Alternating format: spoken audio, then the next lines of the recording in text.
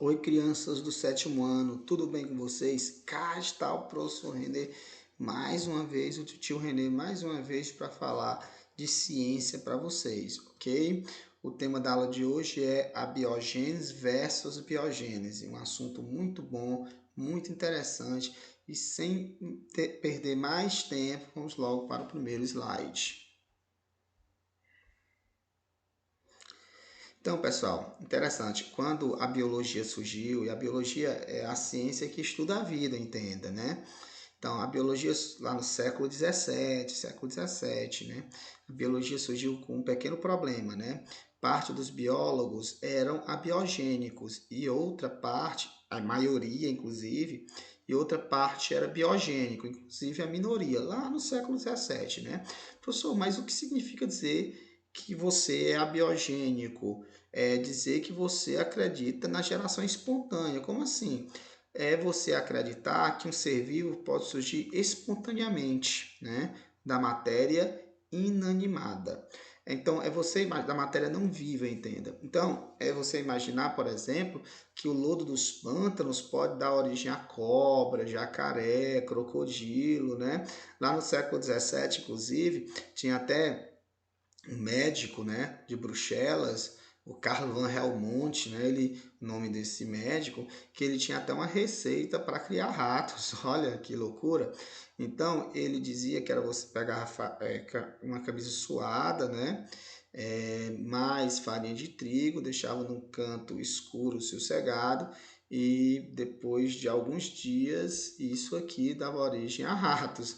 Obviamente que isso é um absurdo, né? A camisa suada e a farinha de trigo atraiu os ratos para ali. Mas ele imaginava que essa matéria inanimada, que é a camisa suada, misturada com farinha de trigo, dava origem a esses ratinhos. Então é isso que é a biogênese. Professor, e o que é biogênese? Biogênese é você acreditar que um ser vivo só surge de outro ser vivo que já existia. Como, por exemplo, esses cachorrinhos. Esses cachorrinhos aqui, eles não vieram do nada. Eles vieram de um cachorro e uma cadela que, ou seja, seres vivos que já existiam, que deu origem a esses seres vivos aqui. Então, esse é o pensamento biogênico. Professor, mas é tão óbvio que um ser vivo só surge de outro ser vivo que já existia, como eu, que não vim do nada, vim de meu pai e de minha mãe, mas por que lá no século XVII a maioria dos biólogos acreditavam na biogênese? É porque justamente no século XVII tinha muitas coisas que não davam para ser explicadas pela biogênese, como por exemplo, quando um cadáver estava ali em putrefação, podre, estragado, surgiam vermes ali naquele cadáver podre. E naquela época, os abiogênicos diziam que aquele cadáver podre, aquela carne em putrefação, dava origem àqueles vermes, né? Porque eles não tinham um conhecimento tão aguçado sobre a ciência que a gente tem hoje, né? E no futuro também, muitas coisas que a gente pensa que é verdade hoje, no futuro podem ser consideradas uma grande mentira, né? Porque lá no futuro o conhecimento sobre a ciência ainda vai ser mais aguçado do que o que a gente tem hoje, né? Porque a ciência é assim, ele vai evoluindo, né? Vai subindo escadinhas, né? Então as pessoas vão ficando, vão conhecendo cada vez mais aquelas coisas da natureza, porque vão surgindo outros instrumentos para pesquisa, ok? Ou seja, na ciência a verdade ela não é absoluta, a verdade é momentânea, é verdade agora, mas amanhã pode continuar sendo verdade, mas pode ser também uma grande mentira, ok? Mas enfim, por isso que no século XVII um cientista resolveu ver se isso é verdade, se realmente a carne podre dos cadáveres dá origem a vermes. Vamos ver esse experimento já agora no próximo slide. Então, pessoal, ainda no século XVII nós temos o experimento de Red, né? Um médico, cientista francês, né? Que ele resolveu fazer uma tentativa para confirmar se realmente a carne podre dá origem a vermes. Ele pegou vários recipientes, mas eu vou dizer que ele pegou 3 para facilitar, né? Um recipiente ele colocou carne, no outro também, no outro também. Nos 3 recipientes ele colocou carne, portanto, né? Mas o primeiro recipiente ele tapou, né? Com a tampinha, né? Aquela tampinha do recipiente deixou bem fechada, né? No segundo recipiente ele fechou com a tela, né? Com a gaze, né? E no terceiro recipiente ele deixou ali aberto.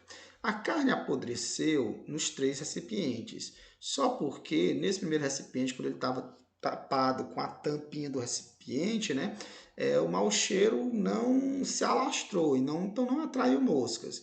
Agora, nos 2 outros recipientes, no que estava com tela e no que estava aberto, o mau cheiro se alastrou e atraiu moscas. Sendo que no segundo recipiente as moscas chegavam até a tela, né? Não tinham como chegar até a carne. E no segundo recipiente, no terceiro recipiente, as moscas, como não tinha tela, estava totalmente aberta, as moscas chegavam até a carne podre. Então, apesar de a carne ter apodrecido nos 3 recipientes, né?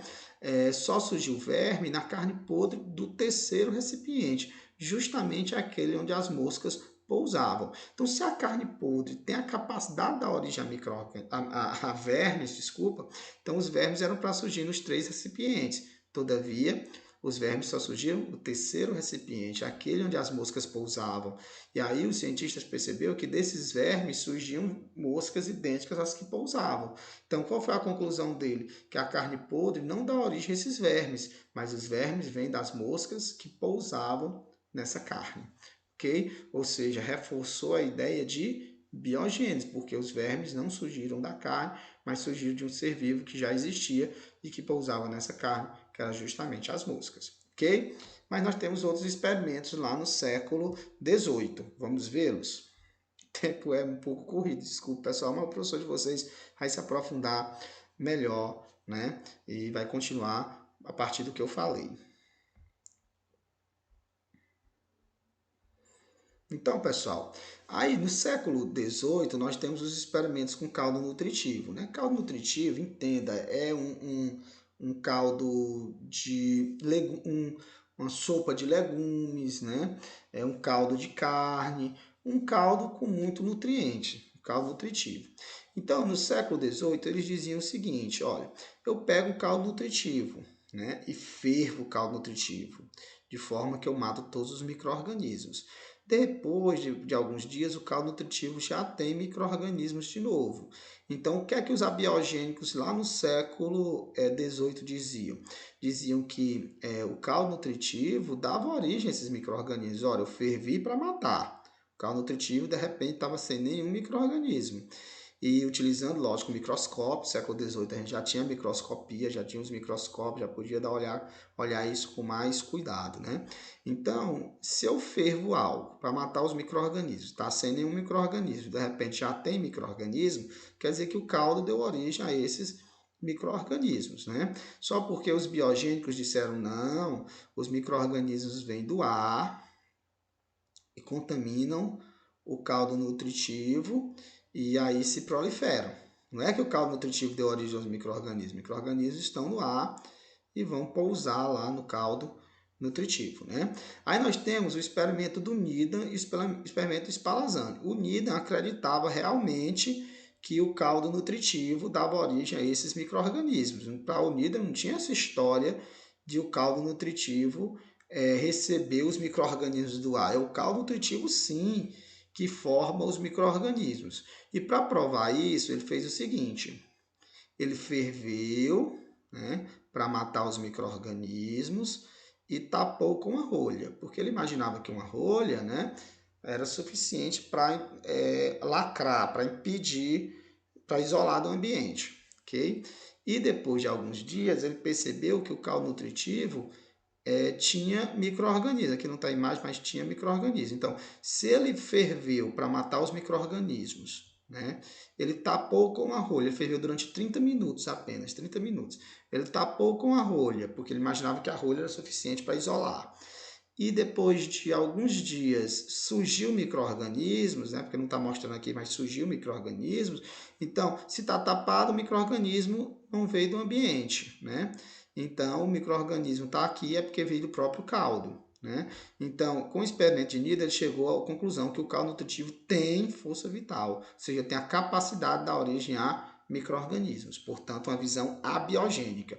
Só porque o Spallanzani, né, o Needham era inglês, o Spallanzani, que é um padre italiano, ele disse que o experimento do Needham tinha sido mal elaborado, que o Needham tinha fervido durante pouco tempo, só 30 minutos, e que ele tapou uma rolha e com a rolha não dava para isolar totalmente.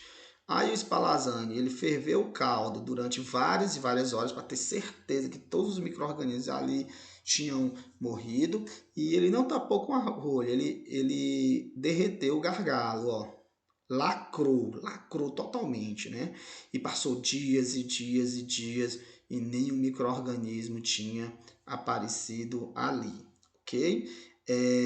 Aí, quando ele, aí ele disse, ó, viu como o Needham tinha feito o experimento errado? É porque ele ferveu pouco, eu fervi muito. Ele tapou com uma rolha, ou seja, talvez ele não tenha matado todos os micro-organismos. E ele tapou com a rolha não isola como deve isolar, que eu fervi muito para ter certeza que matei todos e derreti o gargalo para lacrar, ok? E aí, dias e dias não apareceu nenhum micro-organismo, né? Provando que o caldo nutritivo não tem força vital, que o micro-organismo vem do ar. Tanto é que quando eu quebrei o gargalo, de poucas horas, alguns dias depois, o caldo já estava cheio de micro-organismos, mostrando que esses micro-organismos vieram do ar, ok? Aí alguns acreditaram no experimento de Needham, outros acreditaram no experimento de Spallanzani, de tal forma que essa divisão na biologia continuou, ok? Continuou até o século XIX. No século XIX tem um experimento que acabou com essa divisão, provou que o certo é a biogênese. Vamos ver.